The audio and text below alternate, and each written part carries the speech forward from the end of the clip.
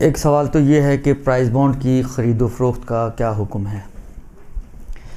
अब अगरचे सवाल सिर्फ ख़रीदो फ़रोख्त से हवाले से है, लेकिन मैं आपकी खिदमत में अर्ज़ करूं कि प्राइस बॉन्ड में दो चीज़ें हैं। एक तो वही ख़रीदो फ़रोख्त का मसला आता है कि ख़रीदो फ़रोख्त का क्या हुक्म है।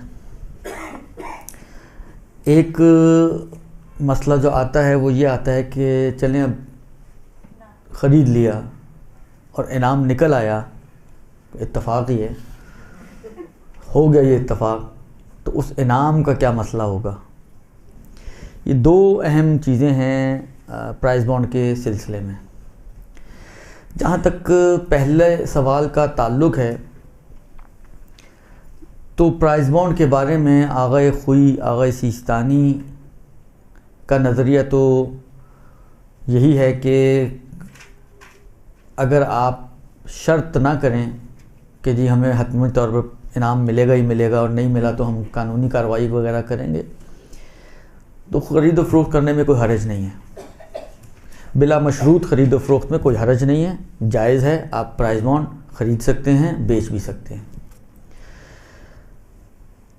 इसी मरहले में कि ख़रीदो फ़रोख्त का हुक्म आग़ाए ख़ुमैनी के एतबार से, अब आग़ाए ख़ुमैनी के एतबार से एक जो चीज़ नक़ल हुई है वो एहतियात वाजिब नक़ल हुई है कि वो एहतियात वाजिब लगाते थे कि एहतियात वाजिब की बिना पर ख़रीदना जायज़ नहीं है।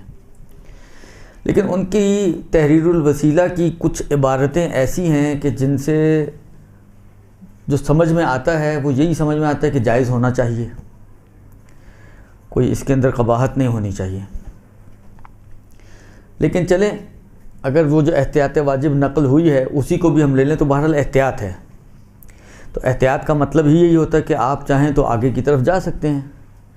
हाल आप फ़र्ज़ करें कि आप आगे की तरफ बढ़ें और आग़ाए ख़ुई की तरफ किसी ने रुजू किया हो उनकी ज़िंदगी में, तो वो अभी भी आग़ाए ख़ुई की तरफ रुजू कर ले तो वही जायज़ हो जाएगा। उनकी तरफ रुजू ना किया हो, आप आग़ाए सिस्तानी की तरफ रुजू करें तब भी जायज़ हो जाएगा। ख़ुलासा ये कि या तो ख़ुद उनकी बाज़ इबारतों के एतबार से या एहतियात वाजिब होने की वजह से रुजू करने के एतबार से उनका भी नज़रिया यही निकल सकता, नतीजा यही निकल सकता है कि हम आग़ा ख़ुमैनी के मुक़ल्लिद या मुक़ल्लिदात प्राइस बॉन्ड ख़रीद सकती हैं और बेच सकती हैं, कोई हरज नहीं है। दुरुस्त।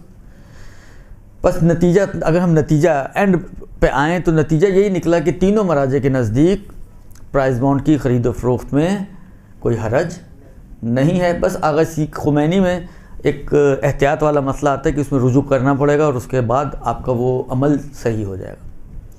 तो जहाँ तक ख़रीदो फ़रोख्त का मतलब वो इतना ही है कि वो जायज़ है नतीजतन और उसमें कोई हरज नहीं है। अब आपने ख़रीद लिया, अच्छा बाज़ औक़ात होता है कि ख़रीदा नहीं होता, मतलब कोई गिफ्ट में आपको किसी ने प्राइस बॉन्ड लिफाफे में डाल के दे दिया, दुरुस्त, तो ख़रीदा नहीं है आपने और वो आपको फिर भी मिल गया।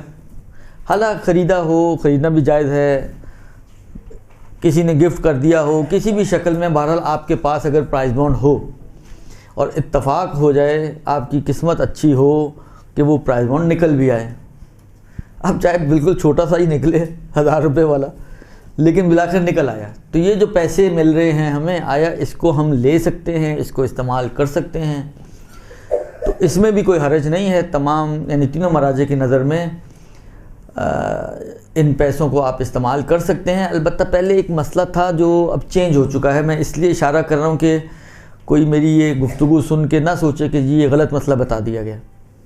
पहले आग़ाए ख़ुई और आग़ाए सिस्तानी का जो पहले मसला था वो ये था कि जी अगर आप इसको बैंक से चेंज कराते हैं तो 50% आपको सदका करना पड़ेगा, और अगर आप ओपन मार्केट से चेंज कराते हैं तो फिर आप पूरा इस्तेमाल कर सकते हैं। दुरुस्त। मसला अभी भी यही था, लेकिन आग़ा सिस्तानी ने इजाज़त दे दी कि बजाय इसके कि आप 50% सदका करें, आप पूरा ख़ुद से रख सकते हैं। और जो आग़ा ख़ुई के मुक़ल्लिद हैं, जो आग़ा सिस्तानी की तरफ रुजू किए, आग़ा ने उनके लिए भी इजाज़त दी है कि वो पूरा इनाम जो है, लगता है आपका निकला है, वो पूरा इनाम जो है वो ख़ुद रख सकते हैं, अब सदका देने की ज़रूरत नहीं है। बस इनाम के एतबार से भी जायज़ हो गया और ख़ुद ख़रीदो फ़रोख्त के एतबार से भी प्राइस बॉन्ड जायज़ हो गया। ये जनाब अली आपका पहला सवाल और उसका जवाब। बिरहमतिक या अरहमर राहिमीन। वसल्लल्लाहु अला मुहम्मद व आलिहि